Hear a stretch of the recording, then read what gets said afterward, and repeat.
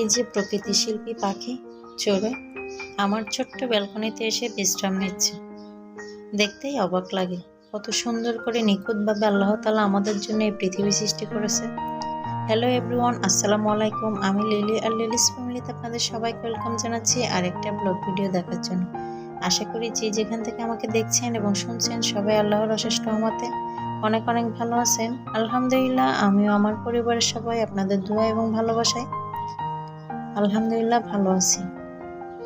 এই যে প্রথমের দৃশ্যগুলো তো দেখে নিলেন, আর তারপরে চলে আসছিলাম রান্নাঘরে, কিছু রান্না বান্না করতে হবে। তাই আজকেও আপনাদের সাথে আমি আমার প্রতিদিন লাইফস্টাইলের যে ডেলি কাজগুলো থাকে সেগুলো দিয়েই পুরো ভিডিওটা সাজানোর চেষ্টা করছি। আশা করি আপনাদের কাছে অনেক বেশি ভালো লাগবে। আর আমার ভিডিওটার কোনো একটা পার্ট যদি আপনাদের কাছে ভালো লেগে থাকে তাহলে প্লিজ আমার ভিডিওটাতে একটা লাইক দিয়ে যাবেন। আর যদি মনে হয় এই ধরনের ভিডিও আরও দেখতে চান তাহলে প্লিজ আমার চ্যানেলটা সাবস্ক্রাইব করে নিতে পারেন। আর যারা অলরেডি এই কাজটা করে দিয়েছেন তাদের সবাইকে আমি আন্তরিকভাবে অনেক অনেক ধন্যবাদ জানাই। তো এই যে ধোয়া পালা কোটা কাটা সব কিছু গুছায় নিয়ে আমি এই যে চলে আসছি রান্নাঘরে। আর আজকের রান্নার আইটেমগুলো তো আপনারা দেখে নিয়েছেন। আমি আজকে মিষ্টি কুমড়া ভাজি করব।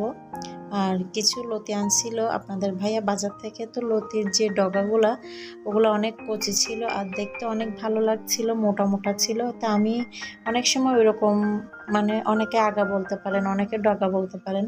তো আমি ওটা দিয়ে অনেক সময় ইলিশ মাছের মাথা দিয়ে বা ইলিশ মাছের লেজা দিয়ে বা চিংড়ি মাছ দিয়ে রান্না করে খাই। তবে আজকে আমার বাসায় ইলিশ মাছও ছিল না আর চিংড়ি মাছও ছিল না। তো যাই ছিল তাই শুকুর আলহামদুলিল্লাহ, আমার বাসায় তেলাপিয়া মাছ ছিল আর অন্যান্য কিছু মাছ ছিল।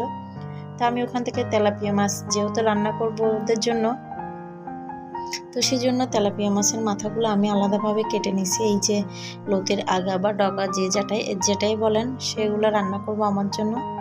সেই জন্য তো আমি এক পাশে মিষ্টি কুমড়া বসাই দিছিলাম আর এক পাশে এই যে মাছের মাথা দিয়ে কচু রান্না করব এটাই রেডি করতেছিলাম।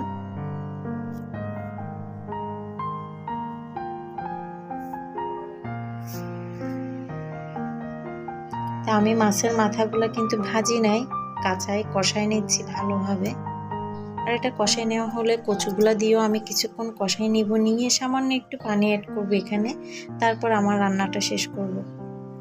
এই যে আমি কষাই নেওয়ার পরে সামান্য একটু পানি দিচ্ছি। আমি কিন্তু বেশি পরিমাণের পানি ইউজ করি নাই, একদমই খুবই অল্প পরিমাণের একটু পানি দিয়ে এগুলো রান্না করে নিচ্ছি।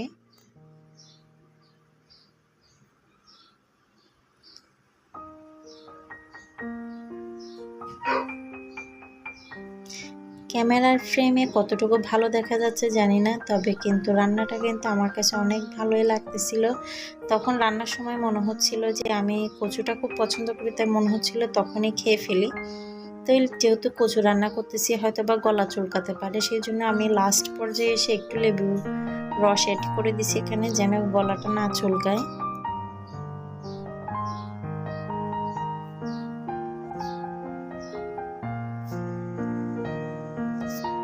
তো ফাইনালি দেখেন আমার রান্নাটা কিন্তু শেষ হয়ে গেছে। আর আমি কিছু মাছ ফ্রাই করে নিব ওদের জন্য। আর এই মাছগুলো আমি হালকা তেলে ভাজার পরে একটু পেঁয়াজ দিয়ে মানে একদম ভাজা ভাজা করব, যেহেতু ওরা মানে ভিজা মাছ মানে যেগুলো ঝোল জাতীয় রান্না করি এটা অনেক সময় খেতে চায় না আমার বাচ্চারা বা ওদের বাবা। তো সেই জন্য আমি সবসময় চেষ্টা করি ওদের রুচি অনুযায়ী ওদের মতো করে রান্না করতে। আমার বাসায় কিন্তু সবসময় খেয়াল করলে দেখবেন আমার বাচ্চারা যেটা পছন্দ করে বা বাচ্চার বাবা যেটা পছন্দ করে আমি ওইভাবেই চেষ্টা করি ওদেরগুলো আলাদাভাবে সেপারেট করতে, বা আমার কোনো কিছু ভালো লাগলে আমি সেটা আমার মতো করে রান্না করি। তো মাছগুলো ভাজার পরে আমি হালকা পেঁয়াজ দিয়ে একটু ভেজে নিব। সেই জন্য আমি কিছু পেঁয়াজ ভাজি করে নিচ্ছিলাম, মানে একটু তেলের উপর লেড়ে চেড়ে নিচ্ছিলাম। এখানে কিন্তু আমি কোনো পানি অ্যাড করি নাই। আর বাইরে প্রচুর বাতাস ছিল, তা আমি জানালাটা একটু খুলে দিছিলাম হালকা বাতাস আসার জন্য।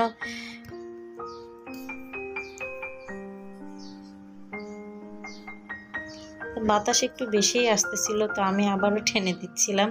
তো এইভাবেই চলতে থাকে আমার বাসায় রান্নাবান্নার কাজটা। যেহেতু আমার এই পাশটাতে প্রচুর বাতাস আসে, রান্না করতে গেলে দেখা যায় অনেক সময় চুলার জাল যেটা এটা মানে মানে কড়াইয়ের তলায় খুব কম লাগে, বাতাসে অনেক সময় চুলাও নিভে যায়। সেই জন্য আমার বেশিরভাগ সময় চুলাটা বন্ধ করে মানে জানালাটা বন্ধ করে রান্না করতে হয়। তো আমাদের যাদের ছোট বাচ্চা আছে বা আমরা যারা ছোট বাচ্চা নিয়ে কাজ করি, আসলে বাচ্চাদেরকে খেলাধুলা বা খাওয়া দাওয়ার ফাঁকে কিন্তু আমরা যদি টার্গেট নিয়ে কাজ করি তাহলে কিন্তু আমাদের সময়ের মধ্যে অনেক কাজ শেষ করে ফেলতে পারবো। এটা আসলে মানুষের, যেটা বলবো, আমাদের মেয়েদের মনের শক্তির বা মনের ইচ্ছার উপরে সর্বোচ্চ নির্ভরশীল, কে কতটুকু কাজ করতে পারলো বা করতে পারবে।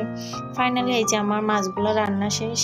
আর যে রান্নাগুলো করছি এগুলো একটু করে আপনাদের সাথে শেয়ার করলাম। ছোট করে মিষ্টি কুমড়া, এই যে কচু দিয়ে মাছের মাথা। আর রান্না বান্না শেষে কিন্তু আমি সাথে সাথেই আমার চুলাটা মুছে ফেলছি একটা কাপড় দিয়ে, ভিজা কাপড় দিয়ে। আমি পুরো চুলাটা কিন্তু, মানে চুলার যে আশেপাশে তেলের ছিটা ছাটা পড়ছিল সব কিন্তু পরিষ্কার করে ফেলছি সাথে সাথে।